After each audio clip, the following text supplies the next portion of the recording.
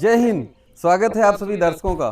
आज हम उस ऐतिहासिक स्थल यानी हिंदू सनातन धर्म और हिंदू संस्कृति का एक विरासत स्थल है, ये सांस्कृतिक स्थल जो कि अपने आप में एक बहुत प्राचीनतम, वो कहते हैं कि जब भगवान राम, मर्यादा पुरुषोत्तम भगवान राम वन को जा रहे थे माता सीता और भाई लक्ष्मण के साथ, तो रास्ते में प्यास लगती है और कहते हैं कि लक्ष्मण जी इधर उधर भटकते हैं, पानी के लिए कहीं दिखता नहीं है।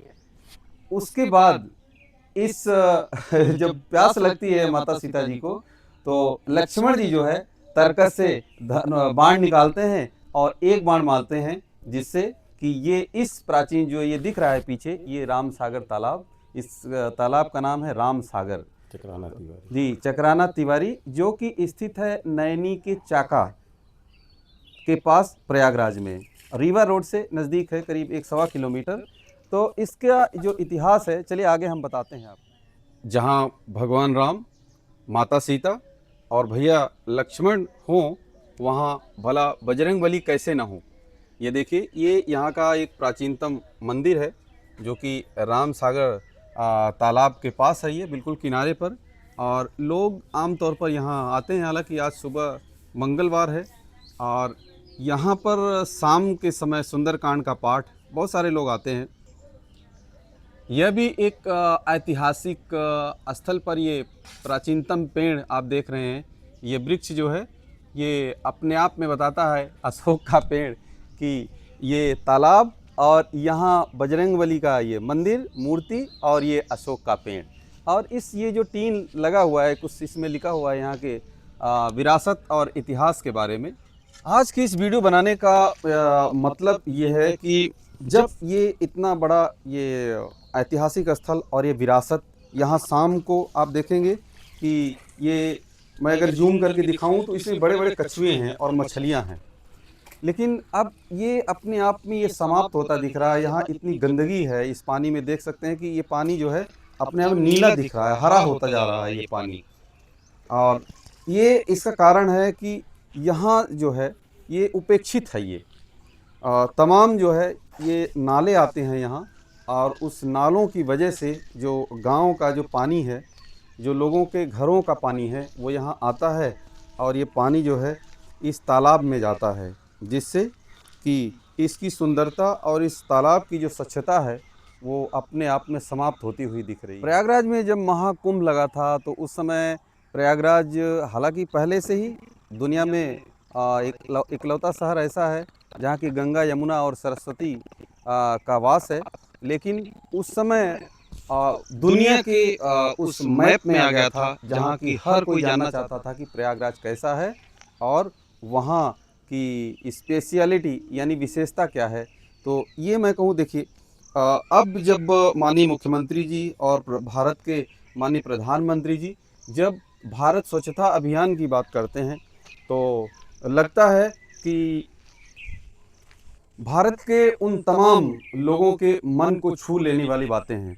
लेकिन जब हम देखते हैं कि लोगों की नैतिकता या जो लोग जनप्रतिनिधि हैं, चाहे वो कहीं के भी हों, यहाँ के चाहे पार्षद से लेकर के जो चाहे उत्तर प्रदेश सरकार की जो जिम्मेदार लोग हैं, या तमाम ऐसे लोग जो इसको, या यहाँ की जो जनता है, अगर मैं कहूँ तो हम सभी को मिल करके, या मैं पहले भी कहता हूँ कि ये ऐसा काम है, स्वच्छता का इतना बड़ा काम है कि ये प्रधानमंत्री मोदी जी इसको अभियान बनाना चाहे, लेकिन ये अभियान के लिए कई ब्रांड एम्बेसडर भी लाए, लेकिन वो ब्रांड एम्बेसडर सिर्फ वहीं तक सीमित रह गए, लिस्ट तक। इस पर बड़ा काम नहीं हो पाता। जब प्रधानमंत्री मोदी जी निकलते हैं बाहर और कहते हैं कि आज झाड़ू लगाना है, तो तमाम मंत्री, मिनिस्टर और नेतागण अपने अपने इलाके में जाते हैं और झाड़ू लेके खड़े हो जाते हैं अधिकारियों के साथ और कुछ और कार्यकर्ताओं के साथ। लेकिन उसके बाद ये भारत स्वच्छता अभियान जस का तस रहता है। हालांकि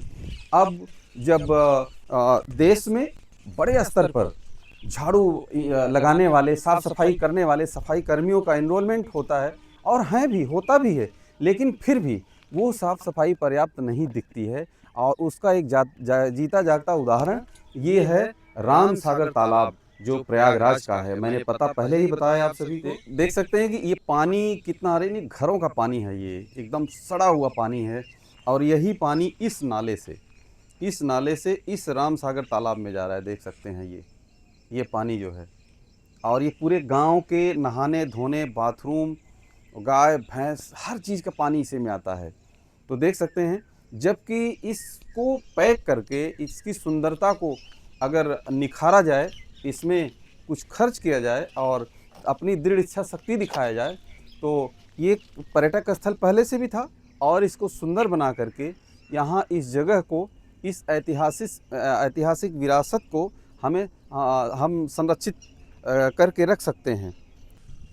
ये देखिए इस तालाब का ये सुंदर किनारा है। यहाँ पेड़ कितने सुंदर सुंदर हैं। ये बेल के पेड़ हैं। ये देखिए, मैं अगर जूम करके दिखाऊं, ये देखिए। अब यहाँ चाहिए कि इस पर्यटक स्थल को अब रोड बनाना, या इसको चारों तरफ से इसकी बाउंड्री, या यहाँ जो गंदा पानी है वो अंदर ना आ पाए, इसके लिए जो जिम्मेदार लोग हैं यहाँ के, चाहे वो सभ्य नागरिक हों और चाहे जो यहाँ के जनप्रतिनिधि हों, सबको मिलकर के एक साथ काम करना पड़ेगा। ये देखिए आम का ये पेड़ गिर गया। हालांकि बहुत सारे लोग हैं यहाँ पेड़ लगाते भी हैं। ये देखिए, ये बहुत सुंदर। अब शहरों में आमतौर पर आप देखेंगे कि कहीं भी शुद्ध हवा लेने के लिए जगह नहीं है, लेकिन यहाँ पर आदमी सुबह आ करके यहाँ ये पूरा, जो मुझे लग रहा है कि 500-600 मीटर का ये पूरा राउंड है इसका, तो आदमी वॉकिंग करते भी हैं। और बड़ी संख्या में अगर इसको अच्छा बनाया जाए तो लोग आकर यहाँ स्वच्छ हवा और यहाँ मनोरंजन कर सकते हैं, योगा कर सकते हैं। तो आज के वीडियो बनाने का मतलब यही है कि लोगों को शुद्ध लेना चाहिए कि अब इस तालाब को संरक्षित किया जाए और इस विरासत को संरक्षित किया जाए और आने वाली पीढ़ियों को सौंपा जाए और बताया जाए कि हाँ, ये हमारा ऐतिहासिक स्थल है। यहाँ आप आकर के सुकून महसूस कर सकते हैं, अच्छी सांस ले सकते हैं, शुद्ध हवा ले सकते हैं। यहाँ बाउंड्री बनाई गई है इसकी कुछ जगह पर। और ये जो सारे पेड़ हैं, ये कैथ का पेड़ है, दिख रहा है आपको। ये सेमल का पेड़ है इधर। ये देखिए, ये विशाल का कैथ का पेड़ है ये। और ये है आम का पेड़। देख रहे हैं दूर दूर से कितना मनोरम दृश्य है, कितना सुंदर दृश्य है यहाँ का, जो आप सभी को दिखाई पड़ रहा है इस तालाब का। ये देख सकते हैं कि यहाँ के जो एक प्रतिष्ठित आदमी है संजय तिवारी भैया, उनके मार्गदर्शन में यहाँ योगा क्लास चलाई जाती है। और इस योगा क्लास के माध्यम से एक सेहतमंद रहें लोग, और लोग अपने स्वस्थ चित्त में रहें, इसके लिए संजय भैया का बहुत बड़ा योगदान है। और इन्होंने इस योगा के माध्यम से बहुत सारे लोगों को स्वस्थ भी किया है, कई रोगों से मुक्ति भी दिलाई है। चलिए संजय भैया से बात भी करते हैं, हम दिखाते हैं आप लोगों को कि किस प्रकार से यहाँ देखिए छोटे छोटे बच्चे भी हैं, और मैं कहूँ तो कुछ महिलाएं भी हैं। और आज तो भीड़ कम है क्योंकि थोड़ा सा बारिश का मौसम था, और नहीं तो यहाँ बहुत सारी भीड़ होती है। तालाब ऐतिहासिक है। भगवान राम जब अयोध्या से वनगमन के लिए चले तो सिंगबेरपुर से भरद्वाज आश्रम से अक्षयवट से संगम से अरेल से छूकी, जहाँ गदा माधो है, यहाँ होते हुए माँ भगवती को प्यास लगी। इसका प्रमाण है कि उन्होंने प्यास बुझाने के लिए अपने बाण से इस स्थल पे पानी निकाला। उसी के नाम से ये तालाब बना है रामसागर। धनुआ में धनुष रखा, बसवार में बांस का जंगल था। उस जंगल में भगवान ने रात विश्राम किया, वहीं से आगे चित्रकूट बढ़ गए।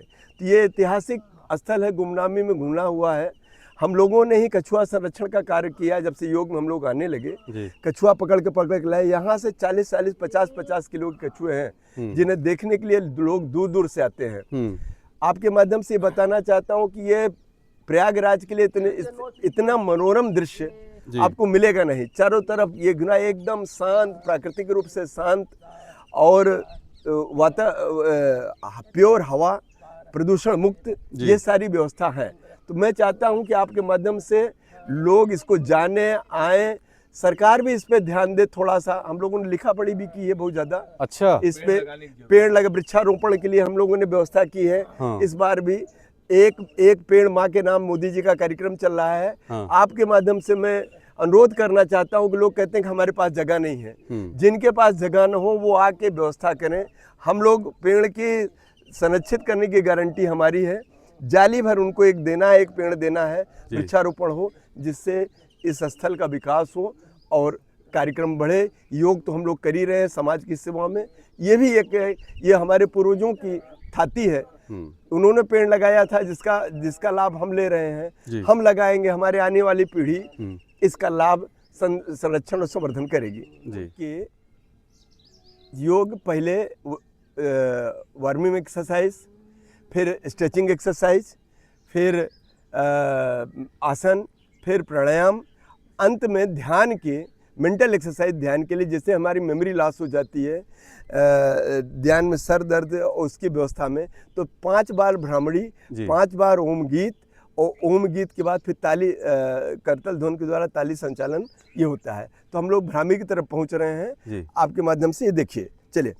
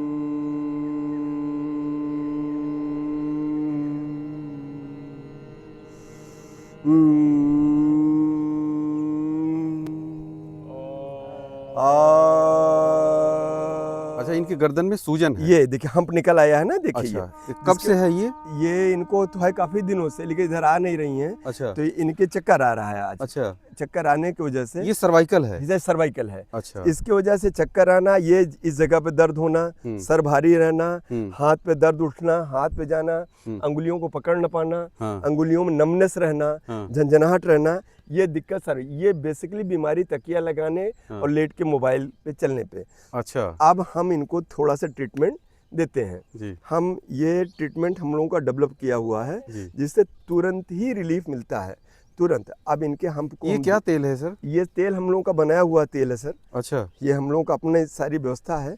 अब देखिए ये अब इनको हम जो नसें इनकी ब्लॉक हैं, अच्छा, इनको हम धीरे धीरे खोल रहे हैं।